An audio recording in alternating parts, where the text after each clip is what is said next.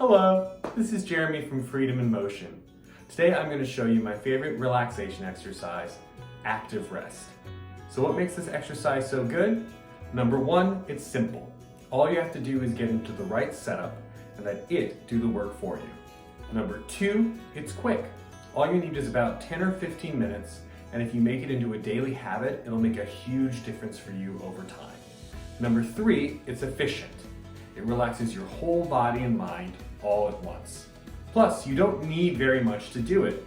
All you need is a relatively firm surface and a couple of paperback books.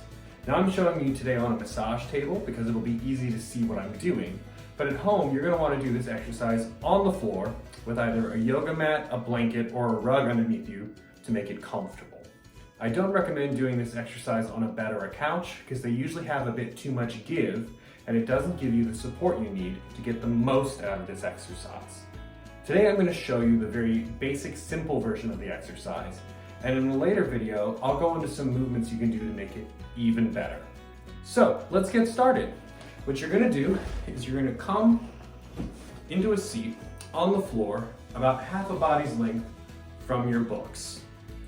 After a moment, you're going to come down onto your side like this, with your arm to one side of the books, using it as a pillow.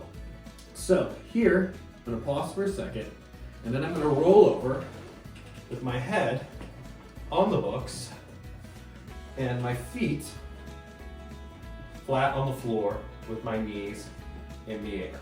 My arms are either going to go gently on my side with palms open or palms closed, or I can put my hands on my belly with my elbows to the side as long as they're supported by the floor.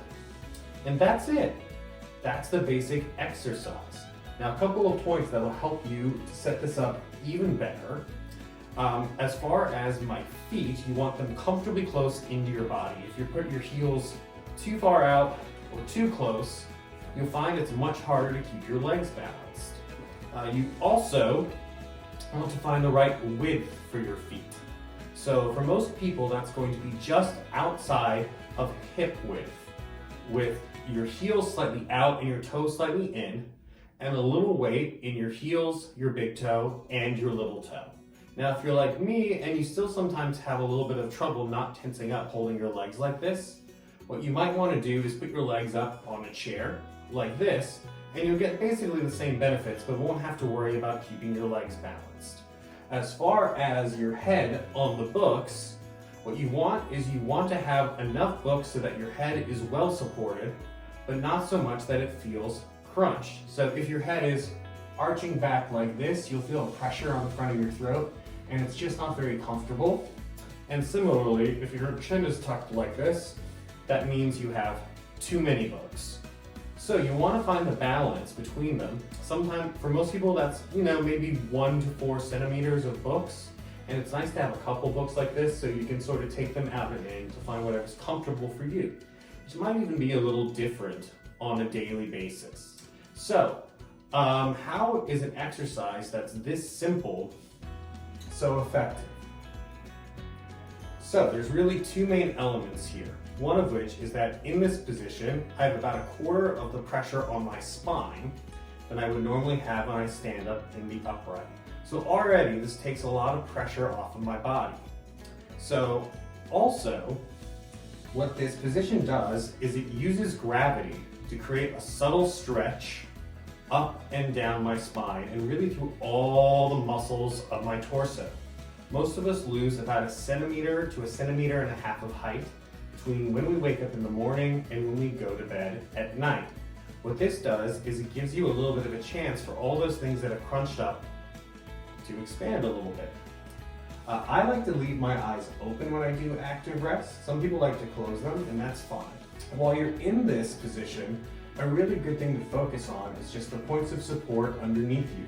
So your feet, your pelvis, your ribs, your arms, and your head on the books. You'll notice I don't talk about the back of my neck or my lower back because those are the only parts that aren't really touching. You don't want to artificially try to force them to straighten into the support of the table. So after I've been here for about 10 or 15 minutes in this position, I'm going to let myself come up. And as I do this, I want to do it sort of slowly.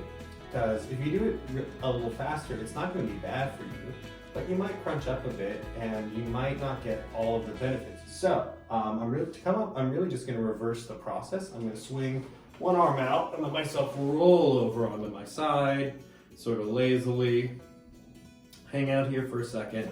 Then after a moment, I'm going to push with my hand and walk myself up to a gentle sitting position. Now, I like to hang out in this position for a second before I get up and move around. A lot of people find after doing active rest, sometimes you'll feel almost a slightly pleasantly floaty feel afterwards. It can almost feel a bit like lightheadedness. And that's really your body and your mind just adjusting to the different tension level that's in it now. So I always think it's nice to hang out for a second, not rush into the next thing. And then it can be good to gently get up and move around a little bit without being too careful about it or too precious, and just feel everything in movement, which hopefully will feel really good.